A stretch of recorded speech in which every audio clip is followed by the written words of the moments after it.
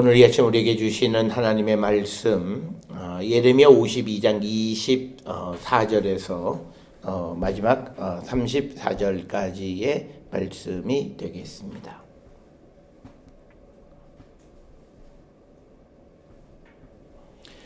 24절로부터 34절에 있는 말씀 한 목소리로 합독하시겠습니다. 사령관이 대제사장 스라야와 부제사장 스바냐와 성전 문지기 세 사람을 사로잡고 또 성 안에서 사람을 사로잡았으니 곧 군사를 거느린 지휘관 한 사람과 또 성중에서 만난 왕의 내시 7명과 군인을 감독하는 군지휘관의 서기관 하나와 성 안에서 만난 평민 60명이라. 사령관 느부사라다는 그들을 사로잡아 리블라에 있는 바벨론의 왕에게 나아가매 바벨론의 왕이 하마 땅 리블라에서 다 쳐 죽였더라. 이와 같이 유다가 사로잡혀 본국에서 떠났더라.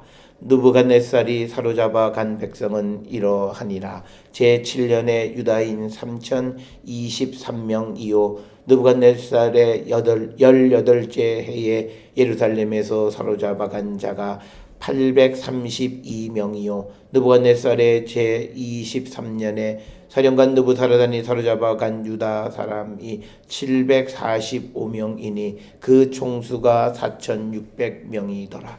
유다 왕 여호야긴이 사로잡혀 간지 37년 곧 바벨론의 에윌 무르닥 왕의 즉위 원년 12째 달 25째 날 그가 유다의 여호야긴 왕의 머리를 들어 주었고 감옥에서 풀어 주었더라.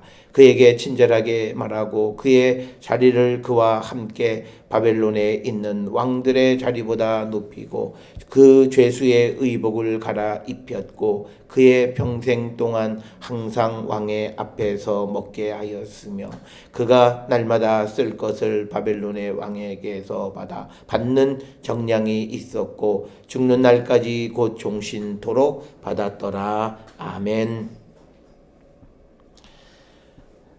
오늘 우리가 함께 읽은 예레미야 52장 24절부터 34절에 있는 말씀은 이제 마지막 예레미야의 결론 부분으로서 유다 백성들이 전부 다 사로잡혀 갔다라고 하는 그 내용을 우리가 기록하고 있고 또 하나 31절부터 34절에는 여호야긴 왕의 이 처지에 대해서 설명을 하고 있고 그러나 우리가 한 가지 여기에서 기억하셔야 되는 것은 유다 왕국의 마지막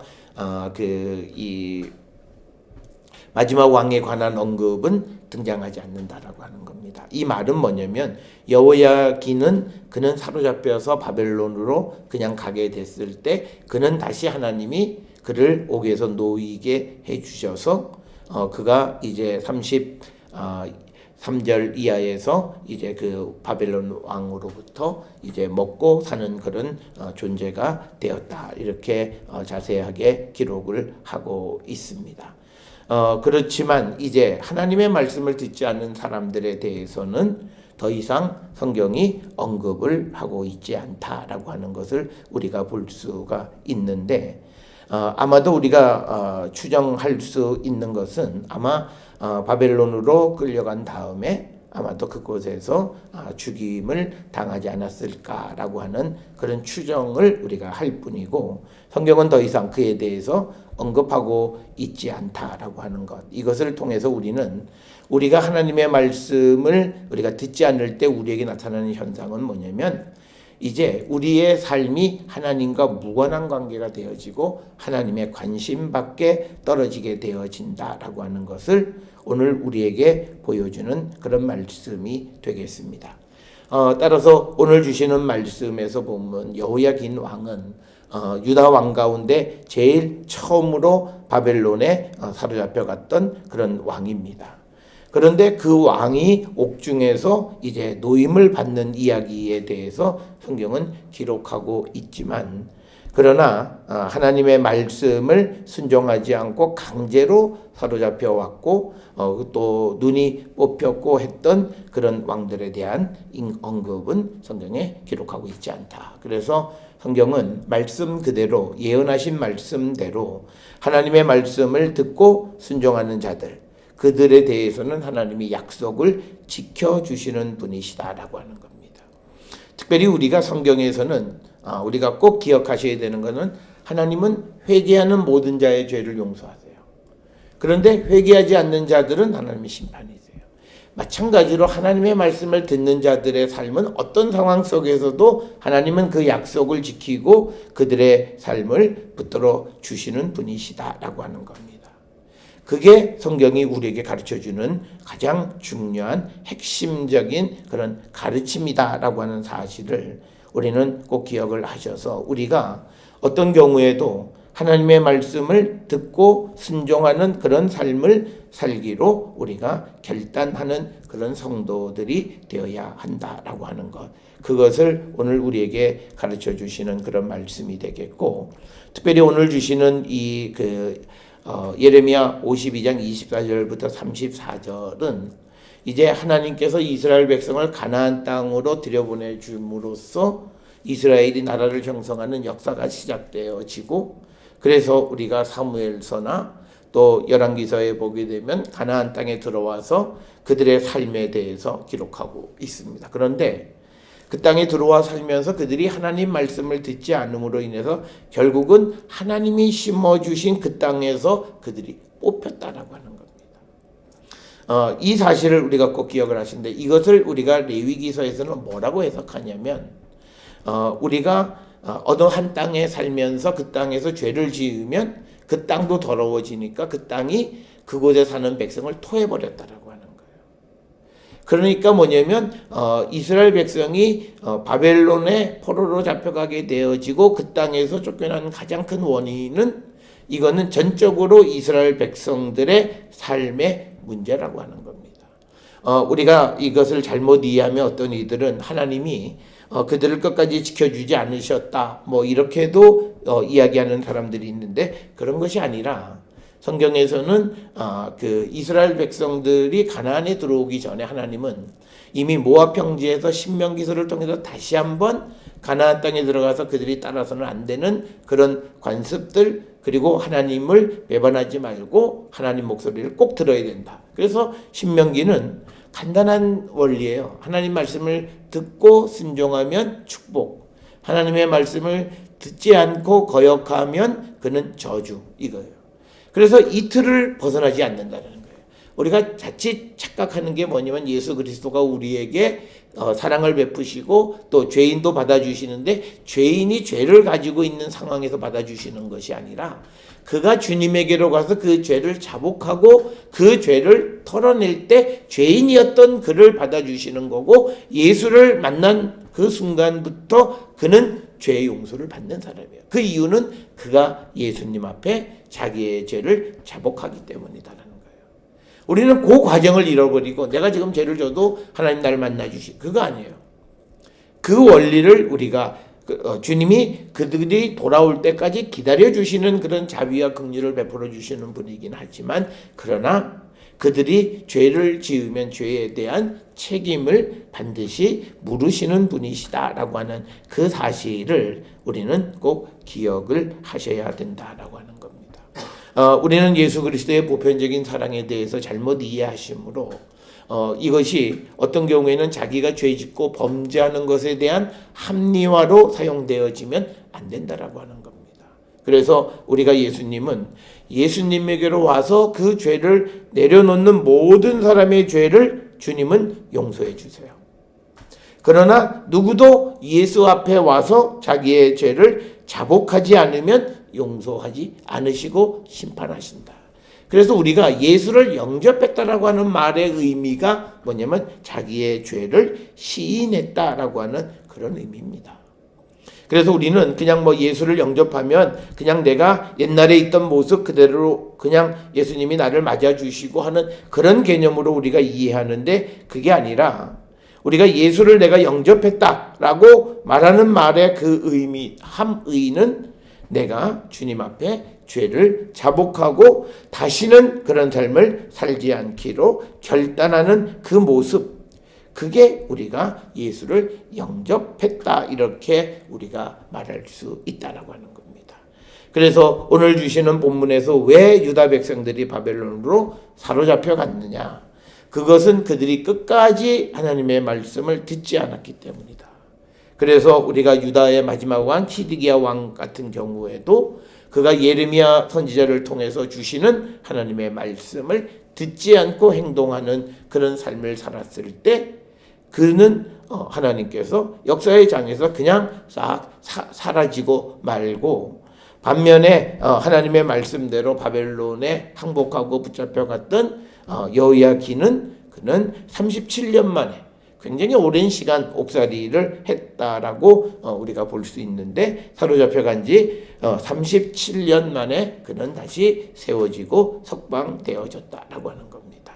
따라서 우리는 하나님의 말씀을 듣느냐 안 듣느냐라고 하는 것, 그래서 지금 내 삶이 잘 진행되어진다 해서 괜찮다고 생각하는 것이 아니라, 정말 내가 하나님의 말씀 밖에 있으면 내 삶의 미래는 없다. 그리고 어떤 방법인지 우리가 알 수는 없지만 하나님께서 내가 있는 곳에서 나를 뽑아내시는 분이시다라고 하는 사실, 이걸 우리가 꼭 기억을 하셔서, 이것은 우리가 두려움에 떨고 그렇게 살아가라고 하는 그런 의미가 아니라, 적어도 예수를 만난 사람의 가장 큰 특징은 죄와 멀어진 삶을 사는 것이고 하나님의 정의와 공의 가운데 사는 것, 그게 하나님의 백성이다라고 하는 것을 성경은 우리에게 강조합니다. 따라서 이 예레미야서의 전체적인 핵심은 죄를 짓는 자는 결국은 하나님이 토해버리신다는 거예요. 그리고 우리가 다시 죄를 하나님 앞에 자복하고 회개할 때 하나님은 다시 우리를 세워주시는 분. 그래서 우리가 돌아올 수 있는 길은 있습니다. 그리고 심판 과정 속에 있을지라도 주님은 우리가 돌아오기를 기다리세요. 그래서 우리가 하나님께서는 이 이스라엘 백성들이 죄를 지음으로 바벨론을 통해서 하나님의 심판을 받는 과정 속에서도 하나님은 그들이 돌아오기를 기다리시고 믿음을 지켜가기를 원하시는 분이시다. 그래서 우리는 가장 중요한 것은 하나님의 음성을 듣는 것이다.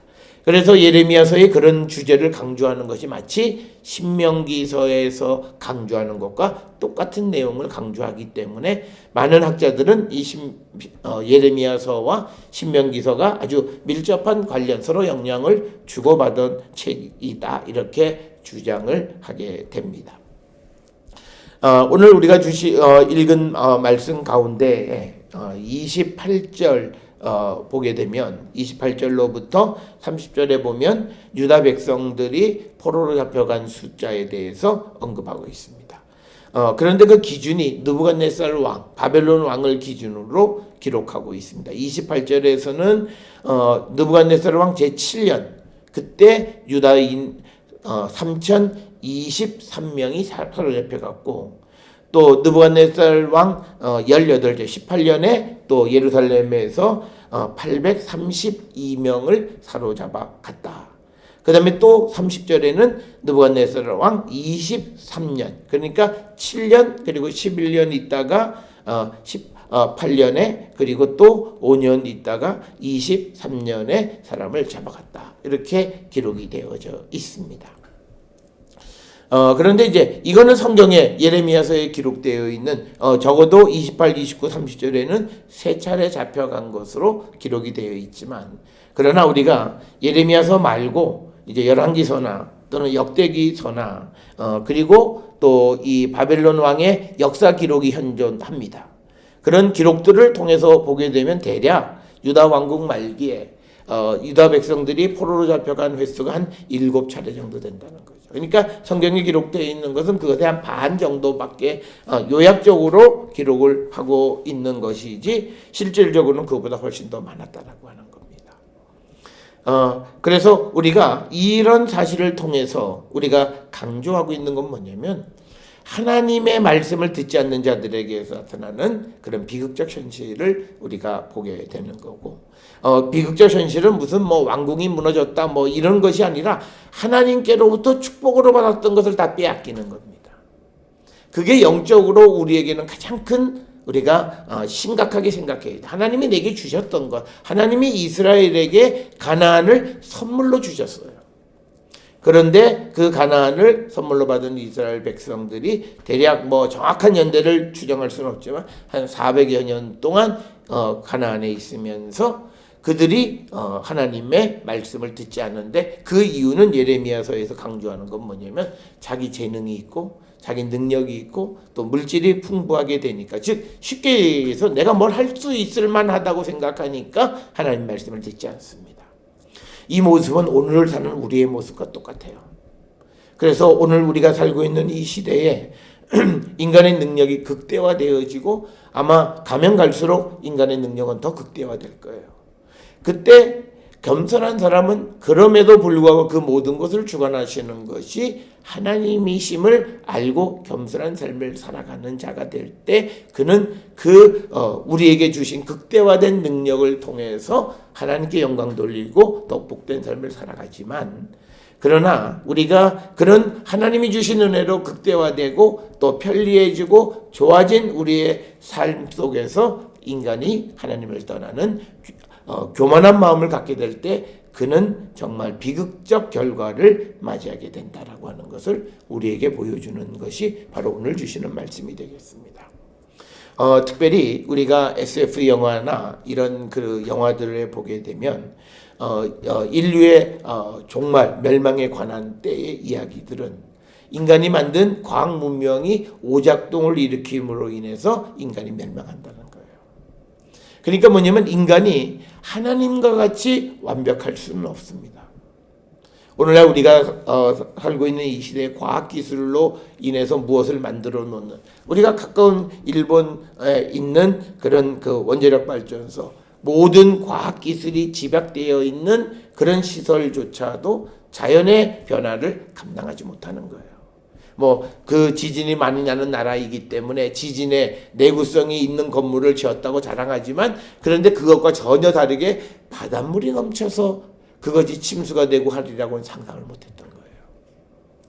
그러므로 인해서 그들이 큰 재앙과, 그래서 그것은 인류에 대한 경고의 말씀으로 우리가 받아야 되고, 우리의 가장 가까운 이웃에게서 나타나는 그 비극적인 재앙을 통해서 우리가 하나님 앞에 더 겸손한 자가 되어야 함을 우리로 하여금 깨닫게 하는 겁니다. 그래서 우리가 하나님 앞에, 하나님이 분명 우리에게 은혜를 주셔서 더 나은 삶으로 우리를 이끌어 가시는 건 분명합니다. 그래서 그때 우리가 하나님의 말씀을 더 듣고 순종하고 그런 삶을 살아갈 때 우리가 부흥하는 겁니다. 어제도 우리 그 기장의 신년 목회 세미나 이런, 그래서 전국에 있는 목사님들이 모여서 이제 하는 그 프로그램에서 보면 우리 기장이 왜 발전하지 않느냐라고 하는 거예요. 여러 가지가 있어요. 그런데 가장 큰 특성은 뭐냐면 기장은 인간의 능력을 극대화하는 거예요. 인간의 지식을 극대화하는 거예요. 하나님의 도우심과 인도하심을 따르지 않아요. 즉 성령, 우리가 교회표가 화해의 성령이 하나 되게 하소서, 그래서 성령이 이번 그 회기년도의 주제이긴 하지만 사실은 성령의 역사나 이런 것들에 대해서 우습게 여긴 거예요.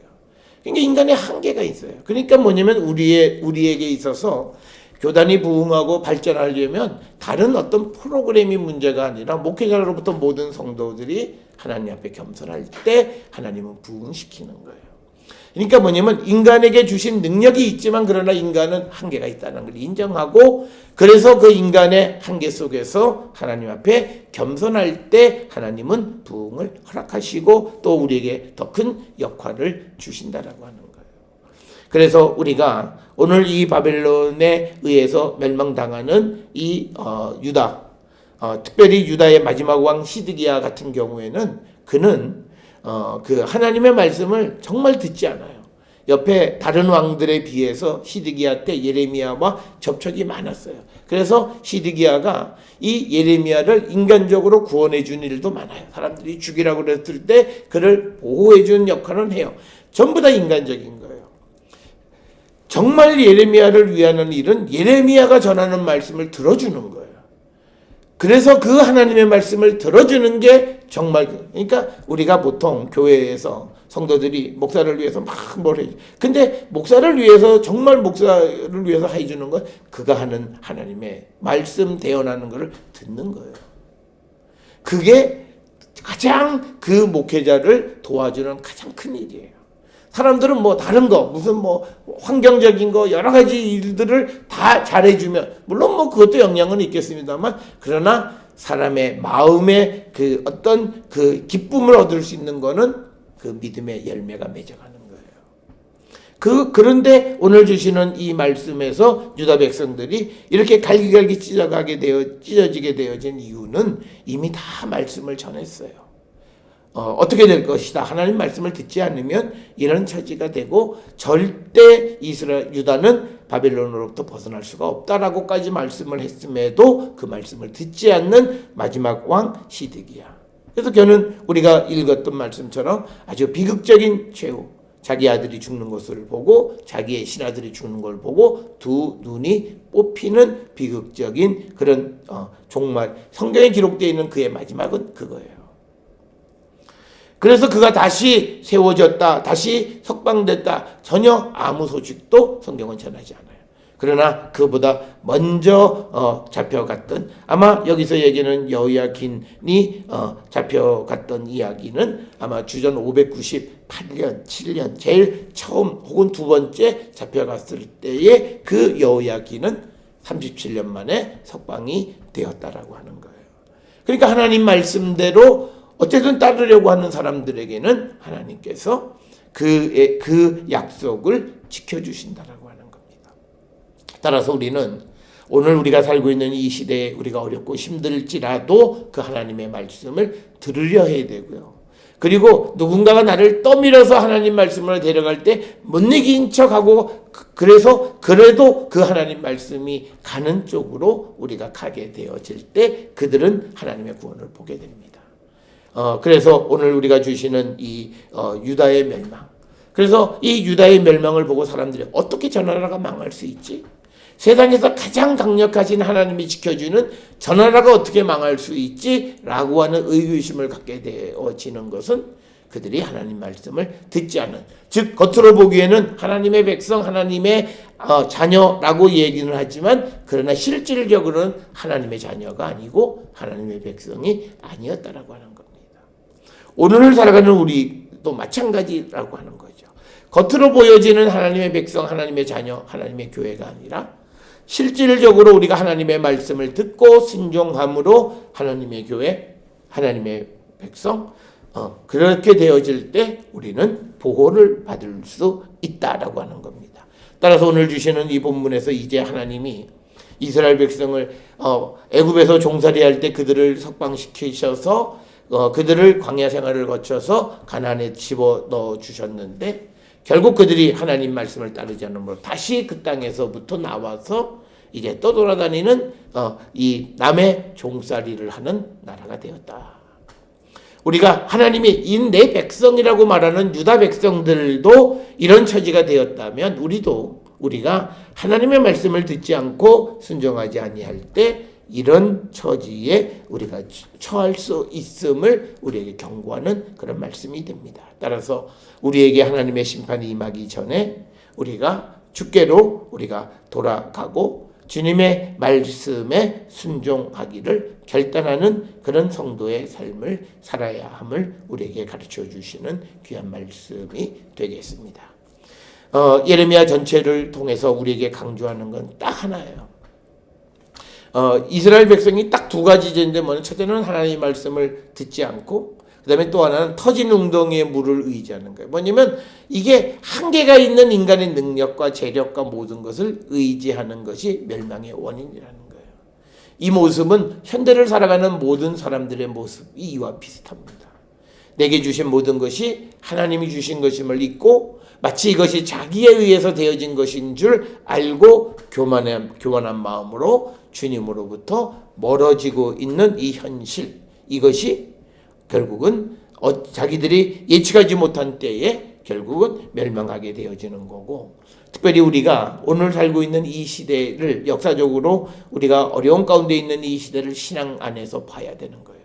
한국교회가 바른 믿음의 삶을 지금까지 살아왔냐 안 살아왔냐를 가늠하는 가늠자 역할을 하는 것이 지금 우리가 겪고 있는 여러 가지 다양한 국난을 어떻게 극복하느냐에 달려 있어요. 그래서 우리가 한국교회와 교인들은 특별히 지금 어려운 이 시대에 더욱더 각성하고 하나님 앞에 사실은 사생결단해야 돼요. 이 모습이 우리가 정말 이게 어려워지고 더 힘들어지는 상황으로 치닫게 되어질 때 우리는 우리의 믿음이 정말 이게 본질로부터 벗어난 것이라고 하는 그런 판단을 우리가 벗어날 수 없다라고 하는 겁니다.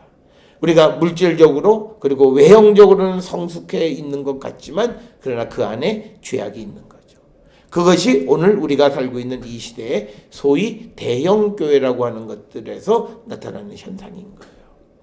이 모습이 그런 큰 어떤 특정 교회만이 아니라 우리의 삶에도 그런 모습들이 있지 않나 우리가 성찰하고 우리 안에 있는 그런 어떤 그 죄의 뿌리를 다 뽑아내려고 하는 그런 결단력 있는 삶을 우리가 살아야 이 예레미야 마지막에 백성들이 결국은 다 포로로 잡혀가게 되는 그런 비극적 상황을 맞이하지 않게 된다라고 하는 겁니다.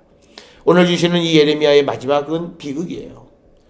그런데 이 비극의 원인은 예레미야가 수없이 52장 전체를 통해서 강조하는 것이 지금이라도 하나님께 돌아오라고 하는 그 말씀을 듣지 않았기 때문에 이거는 당연하게 그들에게 가는 그 결과인데, 우리는 이런 과거의 역사를 통해서 우리가 이런 전철을 밟지 않기 위해서 지금 이 시간 우리는 하나님의 말씀을 듣고 순종하고, 그래서 우리는 하나님의 정의와 하나님의 공의 그리고 하나님의 사랑 가운데 살아가기를 결단하는 그런 성도가 되어야 한다라고 하는 것. 예레미야는 자신이 예언을 선포하면서 백성들이 그런 비극적 상황에까지 몰려가지 않기를 바랬지만, 그러나 예언자도 어떻게 할 수 없었던 것은 백성들이 또 왕이 그 하나님의 말씀을 듣지 않았기 때문이다.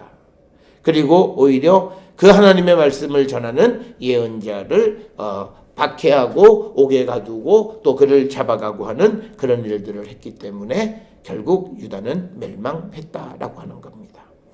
따라서 오늘 우리가 살고 있는 이 시대에 교회가 제대로 역할을 하지 못하지만, 그러나 교회가 몇몇 특수한 교회들을 빼놓고 이 사회나 이 나라를 위해서 나쁜 소리 하는 교회는 없어요. 또 국민들에게 나쁜 소리 하는 교회는 없어요. 단지 그것이 운영되어져 가는 그런 현상에서의 잘못. 그래서 우리가 그것 때문에 하나님 말씀을 듣지 않을 때 우리의 미래는 암담하다라고 하는 것. 이것을 우리가 꼭 기억을 하셔서 우리는 유다 백성과 같은 이런 비극적 결론을 맞지 않기 위해서 하나님의 말씀에 귀를 기울이고 순종하고 주의 말씀대로 살아가기를 결단하는 우리 모든 성도들이 될 수 있기를 주의 이름으로 축원합니다. 모든 예언은 그대로 되어지는 것을 목적으로 기록된 것이 아니라 그런 예언을 통해서 그런 예언이 이루어지지 않게 되기 위해서 깨어 기도하고 주께로 가는 자들이 되어야 함을 강조하는 말씀이라는 사실을 잊지 말고, 우리도 이 유다의 멸망의 원인을 정확하게 알고 우리도 이런 멸망으로부터 우리가 벗어날 수 있기 위해서 결단하는 우리 모든 성도들이 될 수 있기를 주의 이름으로 축원합니다.